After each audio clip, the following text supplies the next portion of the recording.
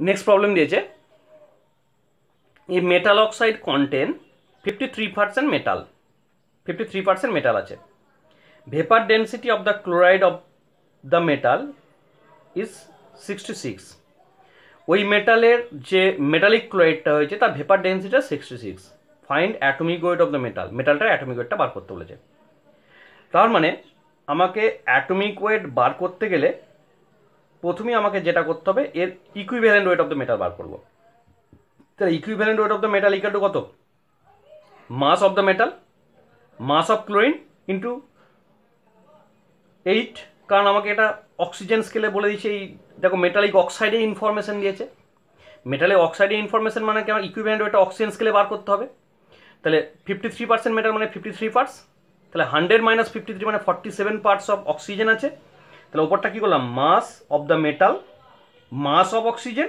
Into 8 তাহলে mass of the metal 53 parts mass of oxygen 100 minus 53 that means এই পার্টটা কত হচ্ছে এই পার্টটা হচ্ছে 47 তলার পার্টটা ইন্টু 8 তাহলে এটা 9.02 ইকুইভ্যালেন্ট ওয়েট অফ মেটাল এবার vapour density of the chloride এখানে কিন্তু ক্লোরাইড বলেছে vapour density of metal chloride এইটা হচ্ছে 66 ভেপার ডেন্সিটি অফ মেটাল ক্লোরাইডের পার্টটা দিয়েছে 66 তাহলে ভেপার ডেন্সিটি দেওয়া থাকলে সেখান থেকে আমরা মলিকুলারটা ইজিলি ক্যালকুলেট করতে পারি কারণ molecular weight equal to 2 into vapour density আগের দিনই আমরা করেছি তাহলে মলিকুলার ওয়েট অফ ক্লোরাইড মানে মেটাল ক্লোরাইড এটা কত হচ্ছে 2 ইন্টু অ্যাকচুয়ালি এর ভেপার ডেন্সিটি 2d আমরা করেছিলাম এম ইকুয়াল টু 2d এই যে ফর্মুলাটা আমরা ইউজ করেছিলাম এম ইকুয়াল টু 2d তাহলে ডিটা হচ্ছে 66 তার সঙ্গে 2 মাল্টিপ্লাই করলে 132 এটা মেটাল ক্লোরাইড যেটা আছে তার মলিকুলার ওয়েটটা 132 বসে গেল এবার আমরা ধরে নিচ্ছি valency of the metal V এটা আমরা ধরে নিচ্ছি অ্যান্ড ইটস অ্যাটমিক মাসটা A valency of the metal is V and atomic mass equal to capital A তাহলে ফর্মুলা অফ দ্য ক্লোরাইড কী হবে এম সিএল ভি কেন মেটালের ভ্যালেন্সিটা ভি ধরেছে আর ক্লোরিনের ভ্যালেন্সি 1 তাহলে এম সিএল ভি হচ্ছে ওই মেটাল ক্লোরাইডের ফর্মুলা তাহলে আগের ইনফরমেশন নিয়ে যেটা পেলাম এর ইকুইভ্যালেন্ট হচ্ছে 9.02 আর মেটাল ক্লোরাইডের মলিকুলার পেয়েছি 132 ভ্যালেন্সি ভি ধরলাম অ্যাটমিক মাস যদি এ হয় তাহলে formula of the metal chloride হচ্ছে এম সিএল ভি এবার দেখো এই এম সিএল ভি থেকে যদি মেটাল ক্লোরাইডের মলিকুলার মাসটা ক্যালকুলেট করতে যাই তাহলে আমরা কি বসাবো দেখো molecular weight of the metal chloride metal ক্লোরাইডের ফর্মুলা কি লিখেছিলাম দেখো এই যে মেটাল ক্লোরাইডের ফর্মুলা লিখেছিলাম এম সিএল ভি মেটালের অ্যাটমিক মাসটা এ তাহলে এ বসালাম প্লাস ক্লোরিনের অ্যাটমিক মাস 35.5 কতগুলো ক্লোরিন অ্যাটম আছে ভি নাম্বার তাহলে ইন্টু ভি ঠিক আছে এবার দেখো আমরা এইখানটা লিখে দিলাম এর জায়গায় লিখলাম 9V এই এর জায়গায় 9Vটা কেন বসালাম দেখো 9Vটা এই কারণেই বসালাম দেখো atomic mass equal to equivalent weight into valency আগের পাতায় দেখো অ্যাটমিক ইকুইভ্যালেন্ট ওয়েটটা 9.02 ইন্টু ভি পেয়েছি এটা আমরা অ্যাকচুয়ালি 9Vও বসিয়ে দিতে পারি বা 9.02 ভিও বসাতে পারি ঠিক আছে ক্যালকুলেশন সুবিধার জন্য 9.02 জায়গায় 9V বসিয়ে দিলাম তাহলে অ্যাটমিক মাসটা কত হলো atomic mass equal to equivalent weight into valency আমরা প্রুভ করেছি একটু আগে তাহলে সেই ফর্মুলাটা বসালাম ইকুইভ্যালেন্ট ওয়েটটা প্রথমেই অক্সিজেন স্কেল দিয়ে বার করে নিয়েছি 9 এসছে বা 9.02 এসছে তাহলে এটা চলে এলো 9V তাহলে এটা কত চলে আসছে 9V plus 35.5V that means 44.5V এবার দেখো এই পার্টটা সমানিত 132 মানে এইটাই তো দেখো আমরা ওই মেটাল ক্লোরাইডের মলিকুলার ওয়েটটা বেরিয়েছে এই যে 66 ওর ভেপার ডেন্সিটি দিয়েছে দেখো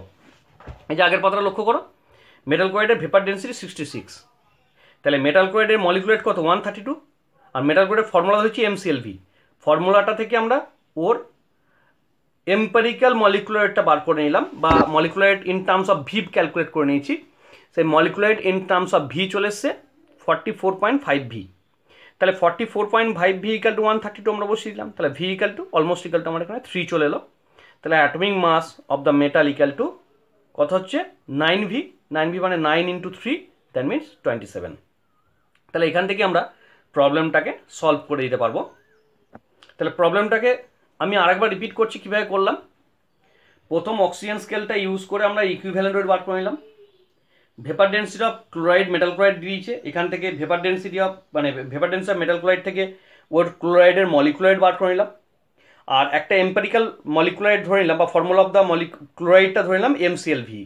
এমসিএলভি, কারণ ক্লোরিনের ভ্যালেন্সি 1 আর মেটালের ভ্যালেন্সিটা ভি অ্যাজিউম করলাম।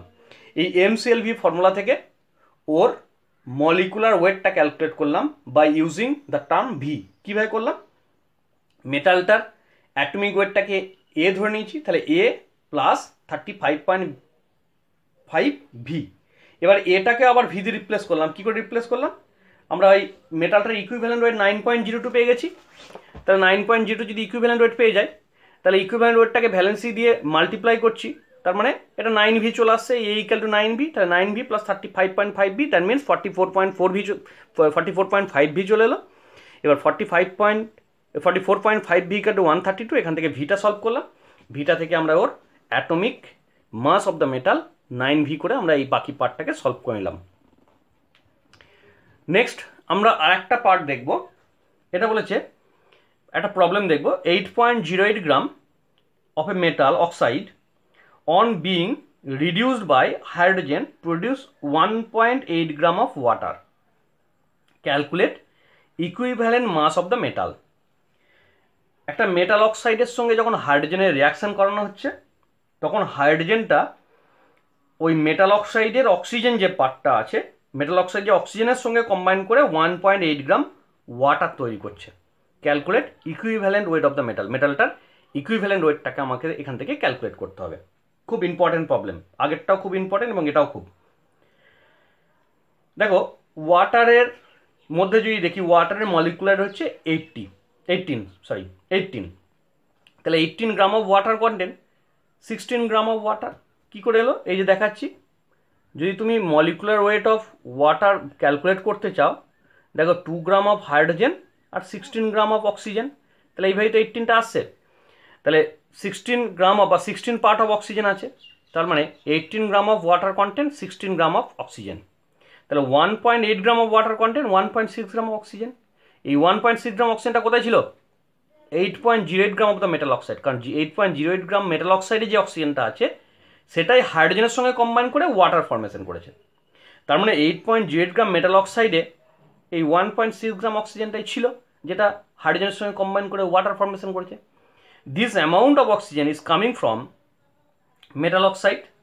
Therefore, amount of oxygen in the metal oxide equal to 1.6 and amount of metal in the metal oxide equal to 8.08 minus 1.6, মানে মেটালটা তাহলে কত আছে? 6.48।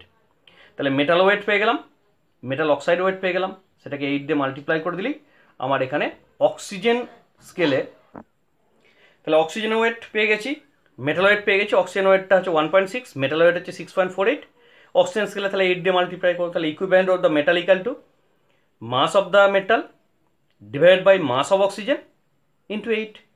তাহলে মাস অফ অক্সিজেনটা কত? 1.6, এই যে 1.6 তলায় বসিয়েছি। মাস অফ মেটাল 6.48 ওপরে বসিয়েছি, ইন্টু 8 এগুলো 32.4। একটু বলে রাখি, প্রবলেমগুলো করার আগে তোমরা ফর্মুলাগুলোকে একটা পাতায় লিখে নেবে, দিয়ে ফর্মুলাগুলোকে মেলাবে। কী কী ফর্মুলা লিখবি? ইকুইভ্যালেন্ট ওয়েটের যে ব্যাপারগুলো ছিল, মানে oxygen scale, hydrogen scale, chlorine scale, by using mass and volume both স্কেলের ফর্মুলাগুলোকে লিখে নেবে। রিলেটিভ ইকুইভ্যালেন্ট ওয়েটের ফর্মুলা লিখে দেবে। অ্যাটমিক ওয়েটের সঙ্গে ইকুইভ্যালেন্ট ওয়েট অ্যান্ড ভ্যালেন্সির যে রিলেশন ছিল, that means A equal to E into V, ওই ফর্মুলাটা লিখে নেবে এক জায়গায়। আর এম ইকাল টু 2D, এই কটা ফর্মুলা জানলেই তোমরা এই প্রবলেমগুলোকে করতে পারো। প্রবলেমগুলোকে করার আগে ফর্মুলাগুলোকে একটা খাতায় লিখে নেবে, দিয়ে ওই খাতাগুলোকে দেখে দেখে ফর্মুলাগুলো বসিয়ে প্রবলেমগুলোকে সলভ করবে এবং প্রবলেমগুলো প্র্যাকটিস করবে, নাহলে কিন্তু প্রবলেমগুলো হবে না। ঠিক আছে? আচ্ছা, নেক্সট পার্ট আমরা যেটা স্টার্ট করব সেটা হচ্ছে equivalent weight of radicals. Radical means a charge ion. Charge ion মানে ব্যাপারটা এরকম হতে পারে যে যে যে চার্জ আয়নটা নিয়েছি সেখানে একটা অ্যাটমও থাকতে পারে বা মোর দ্যান ওয়ান অ্যাটমও থাকতে পারে। তাহলে radical is the association of atom which behaves as an unit, যেটা একটা ইউনিটের মতো বিহেভ করবে, এবং সেই অ্যাসোসিয়েশনে একটা অ্যাটমও থাকতে পারে, মোর দ্যান ওয়ান অ্যাটমও থাকতে পারে, এবং they should contain a charge, positive আর নেগেটিভ যে কোনো একটা চার্জ কন্টেন করে। আমরা ক্লাস 9-এ বা তার আগে ছোটো ক্লাসে পড়েছিলাম যে acid radical, basic radical. Acid radical মানে যেগুলো অ্যাসিড থেকে যে রেডিক্যালগুলো আসে, মানে হাইড্রোজেন বাদে যে পার্টটা পড়ে থাকে, যেমন Cl মাইনাস, হাইড্রোক্লোরিক অ্যাসিডে তুমি Cl মাইনাস পাবে, সালফ্রিক অ্যাসিডে SO2 মাইনাস পাবে, নাইট্রিক অ্যাসিডে NO3 মাইনাস পাবে। তাহলে এইগুলোকে আমরা বলবো অ্যাসিড রেডিক্যাল। বেস থেকে যে মেটাল ক্যাটায়নগুলো আসে সেগুলোকে বলে থাকি বেসিক রেডিক্যাল, যেমন K+, Na+, NH4+, তাহলে এইগুলো সব হচ্ছে বেসিক রেডিক্যাল। তাই এরকম ধরনের কোনো র্যাডিক্যালসের ইকুইভ্যালেন্ট ওয়েটটা ক্যালকুলেট করব। তাহলে equivalent weight of the radical equal to formula mass of the radical divided by valency of the radical. মানে এখানে আমরা ওই ফর্মুলাটা ইউজ করছি, E equal to A/V, atomic mass না বলে এখানে ফর্মুলা মাস বলছি। তাহলে ইকুইভ্যালেন্ট ওয়েট অফ, যদি কার্বনেট CO3 2- বার করি, তাহলে কার্বনেটের অ্যাটমিক মাসটা মানে টোটাল ফর্মুলা মাসটা উপরে লিখলাম, আর এর চার্জটা কত -2, মানে এটার ভ্যালেন্সি। তাহলে ভ্যালেন্সি 2টা নিচে বসিয়ে দিলাম। কার্বনের জন্য 12, অক্সিজেনের 16, তাহলে 3 × 16 মানে 48, তাহলে 12 + 48 মানে 60, 60/2 = 30। নেক্সট একটা দিচ্ছে ইকুইভ্যালেন্ট ওয়েট অফ SO4 2-, এখানে সালফারের 32, অক্সিজেন হচ্ছে 4 × 16 64, তাহলে টোটাল সালফেট র্যাডিক্যালসটার ফর্মুলা মাস হচ্ছে 96, আর এর ভ্যালেন্সিটা এখানে -2 আছে, মানে ভ্যালেন্সি 2, তারপর 96/2 মানে 48।